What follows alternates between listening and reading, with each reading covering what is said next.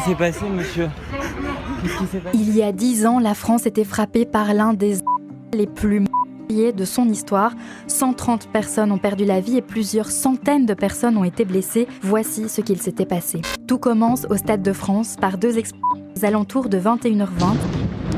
À l'intérieur du stade, un match de foot opposait la France à l'Allemagne. Au début, les spectateurs pensaient à de simples pétards, mais il s'agissait en réalité de qui se sont fait près de l'entrée du stade. Le président français de l'époque, François Hollande, assistait au match et il est tout de suite prévenu. Quelques minutes plus tard, un deuxième commando de 3 terroristes roule en voiture dans Paris. Monsieur, qu'est-ce qui s'est passé? Comment ça s'est passé?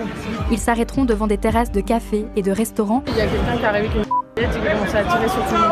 Au total, 6 restaurants et bars seront visés et un des s'est fait exploser dans le dernier. À 21h45, un troisième commando de 3 lance une nouvelle attaque au Bataclan, une salle de concert parisienne. Le groupe Eagles of Death Metal est en plein concert quand les terroristes s'engouffrent dans la salle et tirent sur la foule.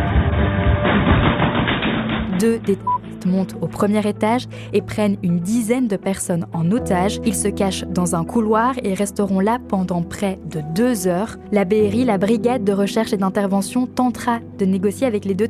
Mais voyant que les discussions n'aboutissent pas, ils finiront par lancer un assaut à minuit 18. Tous les otages sont libérés, sains et saufs, et les 2 terroristes sont neutralisés.